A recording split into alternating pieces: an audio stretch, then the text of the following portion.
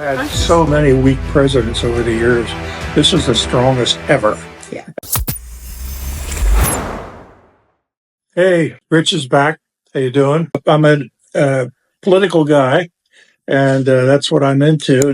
Kimmy has some views on the politics, especially the election last year. So we thought we'd just have a discussion on it. So, Kimmy, the election was a big deal. A lot of people thought Kamala Harris might win, which was a big joke. Anyway, but how did you react to the election? So, there's something to say about when, I do behavioral assessments, and when you give in to everybody's whim of what they want and you don't make a good, strong decision about what is really needed, it's bad. It is so bad because you can't be wishy-washy as a leader.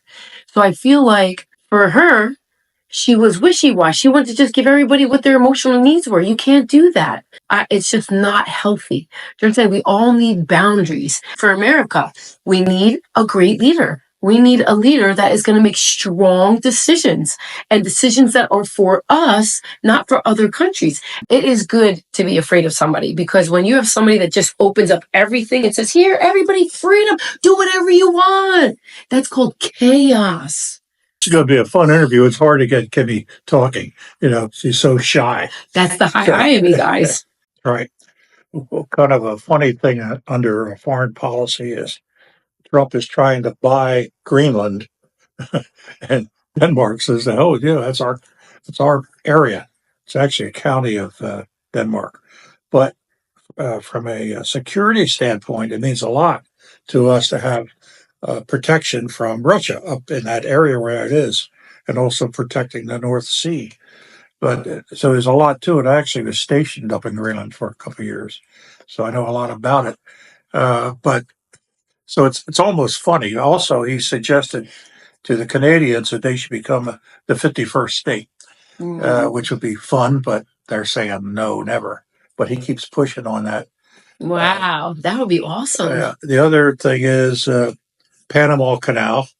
We built that thing.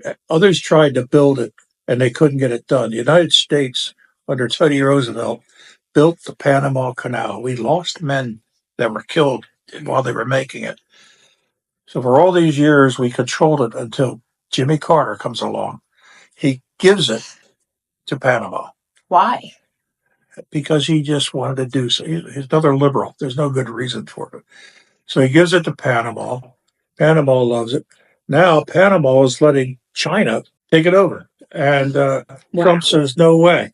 So he's trying to get Panama Canal back. Wow. That would be pretty cool. Yeah, I think he should. That's one thing that really pisses me off. And then what about Israel? Israel, we're supporting Israel. And I think that's bipartisan. Most Democrats, not all, but most Democrats also agree with us and support Israel after the terrible, terrible attack that Hamas did on October 7th, 2 years ago, on Israel. I mean, it's horrible what they did. So what did they do? They came in and just invaded them with. They had machine guns and everything. Chased people within their houses, raped women in front of their kids, and then killed the mother. Babies' heads off and played ball with them. That's the stuff they did. God, and they had video. They took all this horrible stuff they did. So wow. So what did Israel do? Israel responded with their army, which is a powerful army, and Gaza, which is the country that Palestinians are in, that Hamas controls. Israel's a tiny country. Israel's the size of New Jersey, the whole country. And Israel has already destroyed half of Gaza, which is the country that they're in. And it's closing in. People are saying, you killed too many Palestinians, stop. But they didn't get all the Hamas guys. The Hamas guys are the ones that did this. Terrible. And they're hiding behind their families. Yeah. And they refuse to give in. They have hostages yet. They haven't returned. It's been over 2 years. These poor people. So it's just horrible for them. And so why would you support Hamas? But they're doing it. We got congresswomen, AOC, Ukraine-Russian war. That's been going on. Russia invaded Ukraine. And we did nothing about it. We did send supplies over to Ukraine to help them, but Trump, the minute he got in, put a phone call into Putin, Russia, to try to get things settled. It's like you said, somebody, you have to be a leader. Yes. And you have to do have a something. connection. Yeah. Listen, Trump has so many good connections because they respect him. Well, people have made fun of Trump because they say, "Oh, you're friends with Putin." Well, you should. It's better that we talk to guys Right. like that than don't Correct. talk to them. Right. And maybe you could. You don't want an enemy, That's right? right. You want to be able to Bring 'em somehow bring close. communication. You need to become friends with somebody and to see, like, okay, what can we do for you and what could you do for us? And we were talking about this earlier. It's an intermutual relationship.